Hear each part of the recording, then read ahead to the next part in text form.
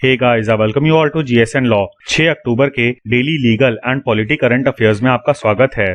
ये video advocates, CA, CS और इन सभी प्रोफेशन से जुड़े स्टूडेंट्स के लिए भी है और साथ ही साथ अगर आप यूपीएससी, पीएससी, जुडिशरी या फिर किसी अन्य एग्जाम की तैयारी कर रहे हैं तो भी आपको ये वीडियो जरूर देखना चाहिए। शुरू करने से पहले मैं आपको बता दूं कि आप हमसे in different social media platforms पे जुड़ सकते हैं और अगर आपका कोई क्वेश्चन है तो आप मुझसे कोरा पे पूछ सकते हैं। बात करें आज के टॉपिक्स की तो सबसे पहले पॉलिटी में हम जानेंगे कि आर्मी में वुमेन को इंडक्ट करने के लिए क्या क्या चेंजेस किए जा रहे हैं। कॉन्स्टिट्यूशन में हमारा टॉपिक होगा सस्पेंशन ऑफ एमपीज, जो कि हाल ही में राज्यसभा में हुआ था। क्रिमिनल लॉ में हमारा टॉपिक होगा सुप्रीम कोर्ट का वो जजमेंट जो कि अबेटमेंट ऑफ सुसाइड पे आया है। एंड लास्टली कॉर्पोरेट लॉ में हम देखेंगे एफसीआरए बिल 2020 को। अब ये टॉपिक पॉलिटी का भी पार्ट है, क्रिमिनल लॉ में भी कवर होता है और साथ ही साथ सीएस में भी एफसीआरए के क्वेश्चंस आते हैं।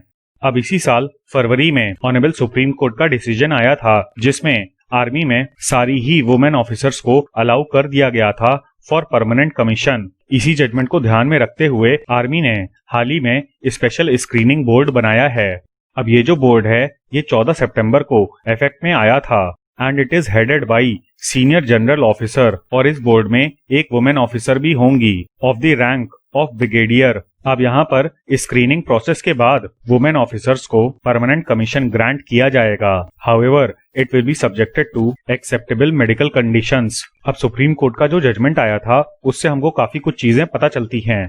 पहली बात तो 1992 में वुमेन ऑफिसर्स का इंडक्शन शुरू किया गया था इन दी आर्मी, लेकिन it was limited to non combat branches, मतलब कि सिर्फ उन्हीं ब्रांचेस में वुमेन ऑफिसर्स को लिया जाता था जो कि वॉर के समय पर फील्ड पे काम नहीं करती हैं। 2008 में परमानेंट कमीशन को एक्सटेंड कर दिया गया और इसमें 2 ब्रांचेस को और शामिल कर लिया गया। एक तो थी आर्मी एजुकेशन कॉर्प्स और दूसरा जैग यानी कि जज एडवोकेट जनरल। अब आज के समय में जैग में काफी कम सीट्स आती हैं। हाउएवर अगर यहाँ पे 6 सीट्स हैं तो 3 मेन के लिए रखी जाती हैं और 3 वुमेन के लिए। अब देखिए उसी समय पर ये पूरा मामला जुडिशियल स्क्रूटनी में आ गया और 2010 में दिल्ली हाई कोर्ट ने अपने ऑर्डर में सारी वुमेन ऑफिसर्स को परमानेंट कमीशन देने की बात की, लेकिन इस ऑर्डर के खिलाफ गवर्नमेंट ने अपील करी इन दी सुप्रीम कोर्ट। अब सुप्रीम कोर्ट का डिसीजन फरवरी 2020 में आ गया और इसके बाद ऑनरेबल सुप्रीम कोर्ट के ऑर्डर को कंप्लाई करने के लिए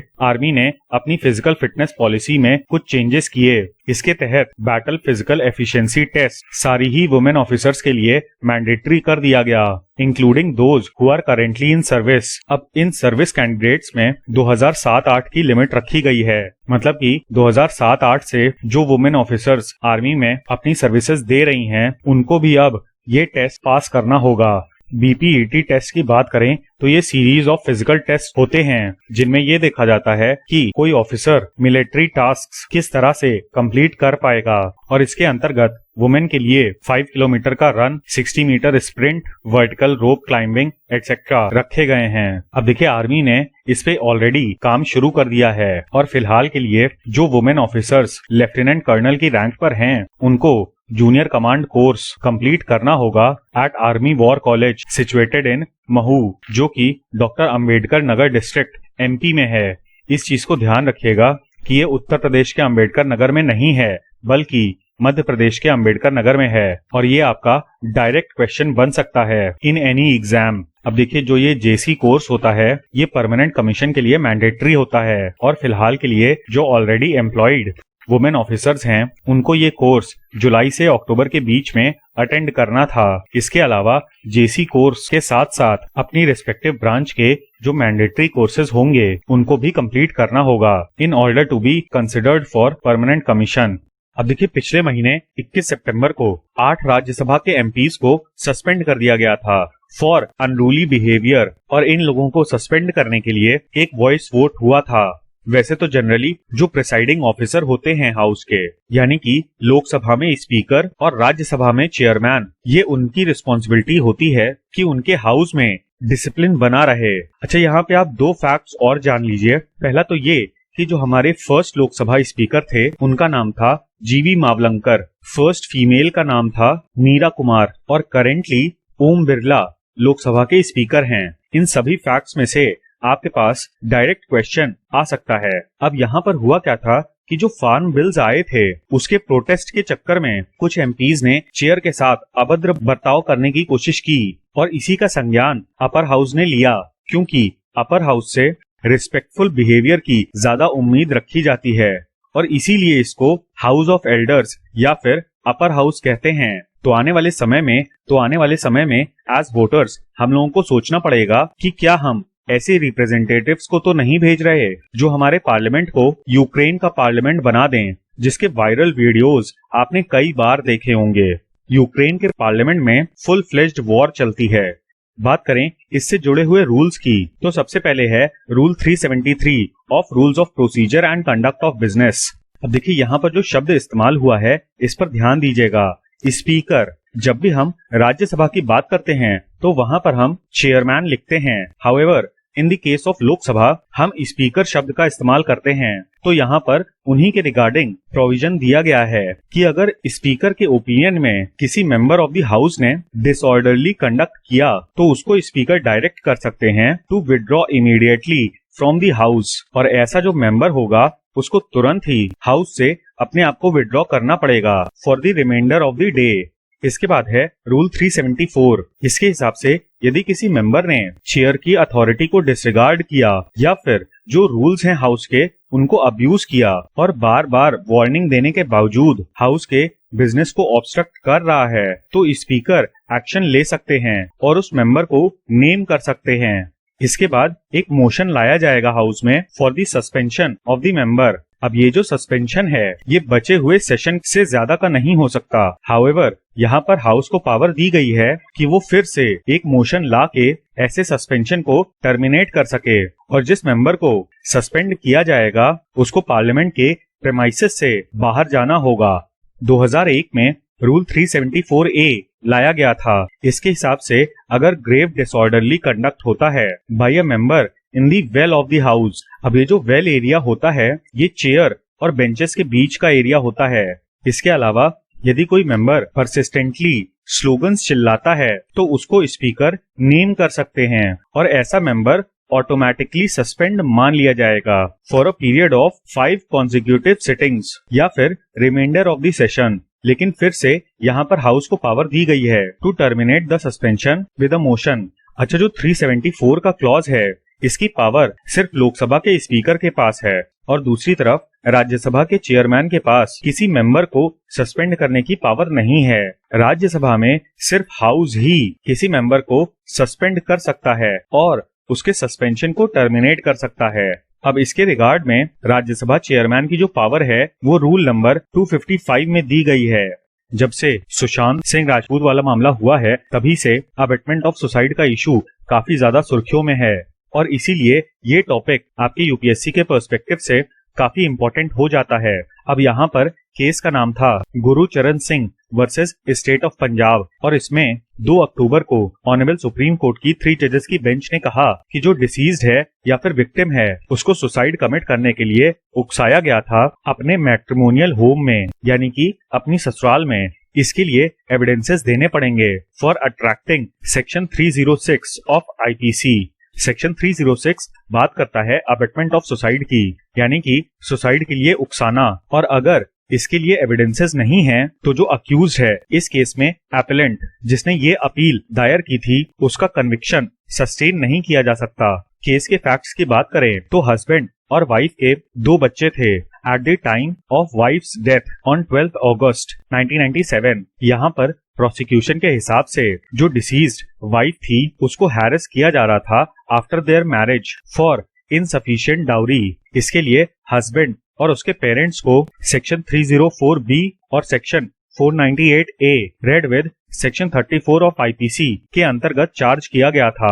सेक्शन 304B बात करता है डाउरी डेथ की, जबकि सेक्शन 498A के अंतर्गत यदि कोई पति अपनी पत्नी को हैरेस करता है या फिर उसके साथ क्रूएल्टी करता है तो उसको सजा दी जाती है, जबकि सेक्शन 34 बात करता है कॉमन इंटेंशन की। अब देखिए इस केस में पति के साथ साथ उसके पेरेंट्स को भी चार्ज किया गया था और ये कहा गया था कि इन सभी लोगों का कॉमन इंटेंशन था for causing the death of the wife, इसीलिए यहाँ पर सेक्शन 34 भी अट्रैक्ट हुआ था। इसके अलावा जो वाइफ के फादर थे उन्होंने अपने बयान में कहा था कि हस्बैंड की फैमिली ने 20,000 रुपए का कैश लोन मांगा था। मतलब कि विक्टिम के फादर का भी ये कहना था कि कोई डाउरी की डिमांड नहीं हुई थी, बल्कि 20,000 रुपए का कैश लोन मांगा गया था।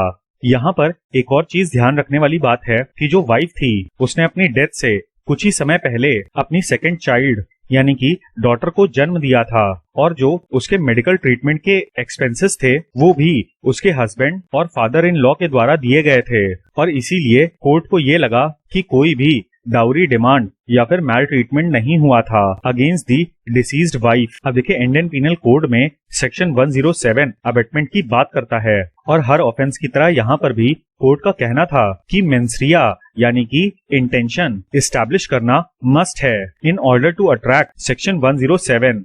अब देखिए यहाँ पर आपको लग सकता है कि सेक्शन 306 में अबेटमेंट ऑफ सुसाइड की बात की गई है, तो फिर सेक्शन 107 में क्या है? सेक्शन 107 में डेफिनेशन ऑफ अबेटमेंट दिया गया है। अब देखिए मेंसरिया या फिर इंटेंशन का मतलब ये है कि जो अक्यूज्ड हैं उनका स्टेट ऑफ माइंड किसी पर्टिकुलर क्राइम को कमिट करने के लिए होना चाहिए, लेकिन इस केस में कोई भी ऐसा एविडेंस नहीं है जिससे ये इस्टेब्लिश किया जा सके कि अक्यूज का इंटेंशन था for causing abetment of suicide. अब देखिए काफी सारे केसेस में ये पहले से ही प्रिज्यूम कर लिया जाता है कि जो अक्यूज्ड है वो गिल्टी है, for example in the cases of rape. लेकिन जब हम अबेटमेंट की बात करते हैं तो वहाँ पे ऐसा कोई भी प्रिजम्पशन नहीं लाया जा सकता, और किसी एक्ट या फिर ओमिशन को करने के लिए इंस्टिगेशन होना जरूरी है, और इंस्टिगेशन के लिए मेंसरिया होना जरूरी है।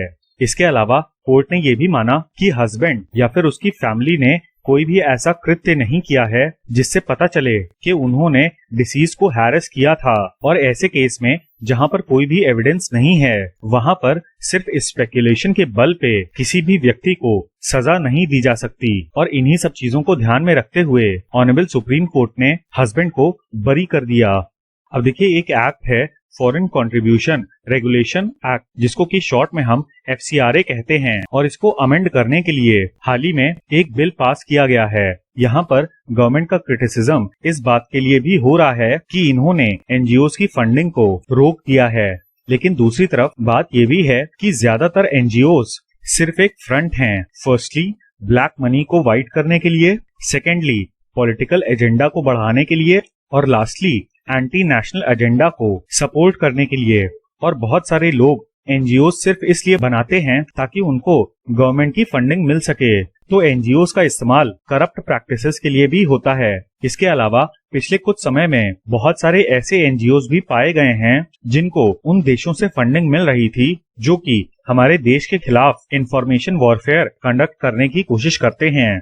फॉर एग्जाम्पल माओइस्ट एरियाज में जो भी NGOs काम करते हैं उसमें से काफी सारे NGOs को चाइना से फंडिंग आती है for creating unrest in India. दिक्कत इस बात की भी थी कि NGOs ये पैसा लेकर वेरियस माओइस्ट एक्टिविटीज को फंड कर रहे थे।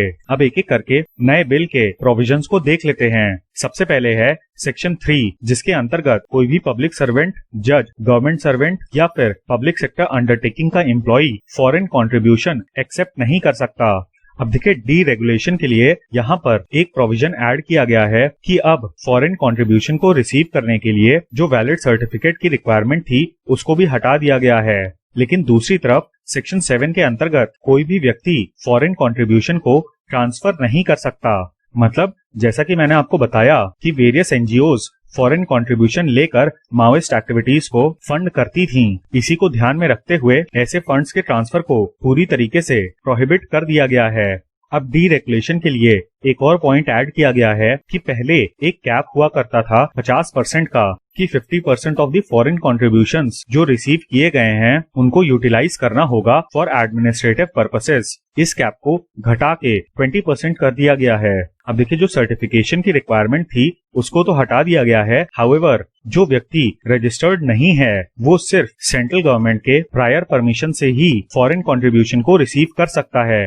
इसके अलावा किसी व्यक्ति को अगर गवर्नमेंट के द्वारा प्रायर परमिशन मिली थी और उस व्यक्ति ने एक्ट के प्रोविजंस को कंट्रावीन किया है तो ऐसे केस में गवर्नमेंट समरी इंक्वायरी कर सकती है और अगर फर्दर इंक्वायरी की जरूरत है तो गवर्नमेंट ऐसे व्यक्ति को ये भी डायरेक्ट कर सकती है कि आप फॉरेन कंट्रीब्यूशन का यूटिलाइजेशन ना करें जब तक कि इंक्वायरी कंप्लीट नहीं हो जाती। यहाँ पर गवर्नमेंट ने सेक्शन 12A ऐड किया है, जिसके अंतर्गत जो भी ऑफिस बियरर्स और डायरेक्टर्स होंगे किसी एनजीओ के, उनको आधार का इस्तेमाल करना पड़ेगा in order to be eligible for receiving foreign contributions, और ये चीज मैंडेटरी है। और यदि भारत में रह रहा कोई foreign national foreign contribution receive करना चाहता है तो उसको अपनी आइडेंटिफिकेशन के लिए या तो अपना पासपोर्ट और या फिर OCI कार्ड लगाना पड़ेगा। OCI मतलब ओवरसीज सिटीजन ऑफ इंडिया। इसके अलावा सेक्शन 17 के अंतर्गत कोई भी व्यक्ति जो फॉरेन कंट्रीब्यूशन रिसीव करना चाहता है उसको न्यू दिल्ली की SBI ब्रांच में अपना एक FCRA अकाउंट खुलवाना होगा और उसी अकाउंट में वो फॉरेन कंट्रीब्यूशन रिसीव कर सकता है। तो ये था हमारा एनालिसिस 6 अक्टूबर के daily legal and polity current affairs का। उम्मीद है कि आपको ये वीडियो पसंद आया होगा। इस वीडियो का PDF आपको हमारे टेलीग्राम चैनल पे मिल जाएगा। और हाँ, please don't forget to like, share and subscribe. Thank you. जय हिंद।